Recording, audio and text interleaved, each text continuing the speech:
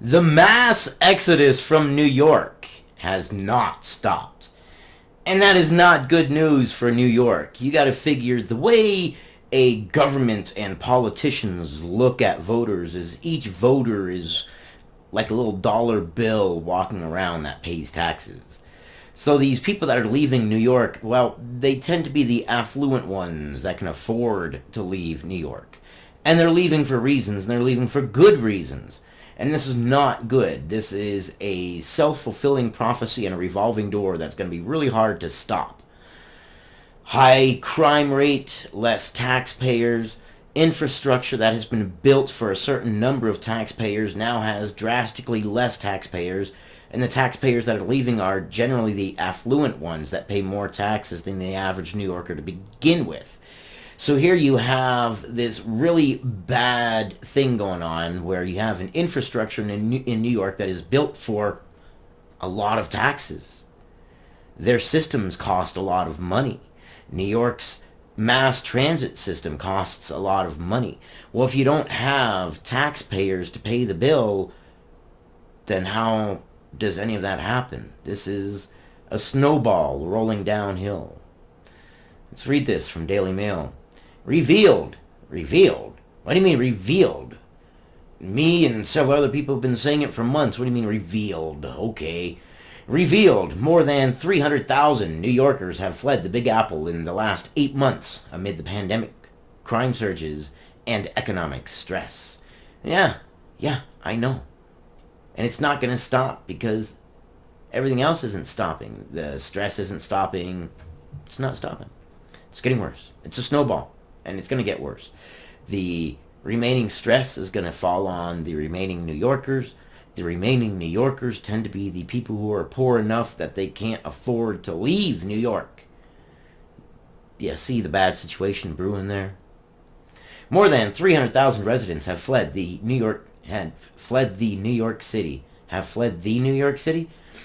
Let's reread that. More than 300,000 residents have fled New York City over the last month amid a complete upheaval from the coronavirus pandemic, school stress, and rising crime, reports say, and economic stress. Economic stress was a big one too. Regulation. You add regulation, things cost more. Data obtained by New York Post from the U.S. Postal Service revealed that New Yorkers have indeed left the city in a continued mass exodus after some op-eds decried the Big Apple dead. You know, that paragraph makes it sound like they're blaming New Yorkers leaving on op-eds saying that New York was dead. Months ago, I don't know if you have been a long viewer of my channel. If you're not, welcome. You are more than welcome to view. I would love a like, a comment, a subscribe. It would free up a lot of time if I could make this a job where I could stay home. It would be a very fun job. It wouldn't be a job. It would be a fun thing to do. But many videos ago, quite a few months ago, I had said if you look at the moving companies, which is a good indicator of where people are moving, that the moving companies were seeing mass exodus out of both California and New York months ago. Welcome to the party, Daily Mail. The Post reports that New York City dwellers filed 295,103 change of address requests from March 1st through October 31st. But the total number of people leaving is likely much higher. Yeah, because they haven't filed their requests. The requests are in the mail. They're not going to file a change of address yet. Many reasons. The data shows only when at least 11 forwarding requests were made to a specific county outside of New York City, and a single address change could include a multi-person household. The coronavirus pandemic kicked off the migration in March, when rising infections and deaths prompted restrictions that all but shut down the city. Yay! And here, my city, my state, one of the poorest states in the nation, mind you, is going on a lockdown. Brilliant. Businesses were temporarily shuttered. Office buildings were replaced with work-from-home operations. Schools pivoted to remote learning, and the economy sputtered due to a lack of tourism. In an interview with MarketWatch, New York City comptroller, Scott Stringer noted the 90% decline in tourism in the last quarter of fiscal year in 2020. Wow, that's to be expected. It's a pandemic. Tourism's going to suffer, but the internal workings of a city, the businesses that aren't deemed necessary, the retailers and things like that, it's a lot of jobs lost. In tourism, that's a lot of jobs too. That is a ton of jobs. But regardless of whether your city, town, state has tourism or not, a lockdown is going to drastically affect it. In the midst of the pandemic, we are starting to realize that our 62 million annual tourist visitors will be no more in the short term, Stringer told MarketWatch. You gotta figure 62 million annual tourists. If each tourist only spends, let's say, just $5, wow, that's a lot of money they've lost. That is a ton. I'm not gonna do the math, but you get the idea. We haven't lost our mojo as a city, but the pandemic has curbed what we can do to attract people from all over the world. Yeah? You're damned if you do and you're damned if you don't. That's why, freedoms are important. I mean, what are we going to do with this lockdown? What do we do when we come out of the end of the lockdown? All the people out there, neighbors that think that they're not going to be paying rent. You're paying rent. You're just not paying rent. It's going to come at you all at once. Around here, let's say rent is about $800 for a decent one bedroom. Well, you're putting that off. Now you're going to be paying $1,000 something for that one bedroom until you've paid off all these months that you've put off. How bad is that situation going to be? Then what? A lot of apartment complexes have an average of utilities. So what if I'm the only person left in the entire building? I pay the entire utilities for the entire building. They're not going to shut off all the utilities to all the apartments. They're going to use slight bits of electricity, so that's going to suck. I'm taking it to an absurd conclusion. I highly doubt I'll be the only person in the building, but I do know quite a few people, will be evicted. What do we do when we come out at the end of this? What's left for us? There were 244,895 change of addresses from March through July, the Post reports. That's 143,553, or more than double, than the 101,342 requests filed during the same time last year. According to experts monitoring the city's changing demographics, economic stress, confusion about schools, and the crime rate contributed alongside the pandemic.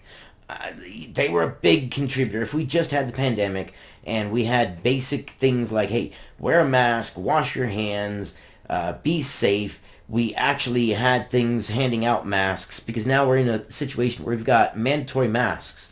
And I've seen homeless people who can't afford a mask kicked out of a business when they're there to get food and they're hungry and they just want to buy some food and they get kicked out because they don't have a mask. Well, if masks are mandatory, then we're going to have to start getting free masks delivered to us from the government.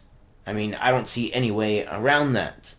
There are people who can't afford it, so what do we do with them? They are denied services because they're too poor to afford a mask? Well, then we're creating a class system, a class that can afford to eat and a class that can't, simply because they can't afford a mask. That's retarded. You see, there's a lot of logistical things that we need to figure out here if we're going to go this route that we're going. According to experts monitoring the city's changing demographics... see that? I'm stressed now, and I'm rereading the same thing I already read. New York City has recorded more than 284,000 cases and 24,100 deletions. I think people are afraid. Yes, of course they are, Michael Hendricks said, director of the state and local policy at the Manhattan Institute, told the Post. Yes, of course. Yes, obviously they're afraid. And the level of your afraid a lot of times depends on your situation. If you are involved in it and you are all around it and you are in, let's say, healthcare, well then to you, you're seeing it as everything. Me, personally, it hasn't affected me really not one bit. Quite honestly, it's been an inconvenience. Yes, absolutely. But as far as the overall general workings of life, there hasn't been much effect on my end. It's been busy as heck.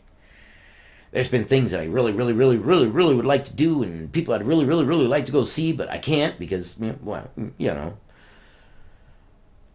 So bear that in mind when people are giving their life stories and how they feel about the pandemic, that a lot of this is situational, a lot of this is environmental, how you see the pandemic. Like for me, I'm not seeing it. I'm not seeing much of a change. But I know people personally who see it and they are panicked because they see the evils of it every day. Perspective, lived experiences and all, might I remind you. They're afraid of catching a deletionist virus, and they're afraid of crime and other quality of life concerns. Yes, I don't want to live somewhere with high crime. I don't want to live somewhere that stifles you with regulation and taxes to a point that it's $1,500 to $2,000 a month for an apartment average. And what? Wow, no thank you. Nope, going the other way. The Institute's report that found that 44% of New Yorkers earning $100,000 or more annually have considered moving from the city over the past several months. Yes, it's going to be mostly the affluent ones that are leaving New York City, and that is doubling on the badness of this. The badness. I just made that up. The badness of it. Most of the respondents cited cost of living as the biggest factor. See? Remember back in the beginning of this article and I said financial stress? I mean, and they totally went over it. They should have led with that. Financial stress is the biggest factor. Why? Why is it the number one? Financial stress is the largest factor of 300,000 people and the mass exodus out of New York. Why beat around the bush? Why not just say it how it is? Let's see. More than half of high-income New Yorkers are working entirely from home, and nearly two-thirds believe that this will be the new normal for the city. Yeah, I kind of agree with them. The way I see things going, fast food is going to be automated. I am sorry, fast food workers, your job days are probably going to be limited. People in my field, well, crap, we're going to have so much work, we're going to shrivel up like little raisins.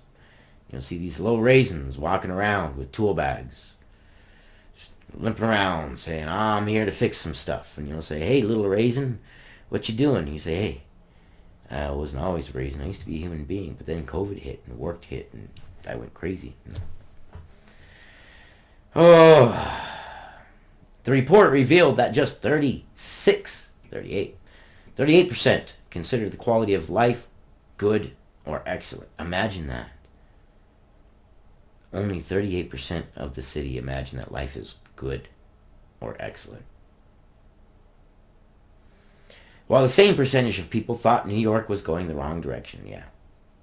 And what did you guys do? You voted in the people that are going to make it go the same direction.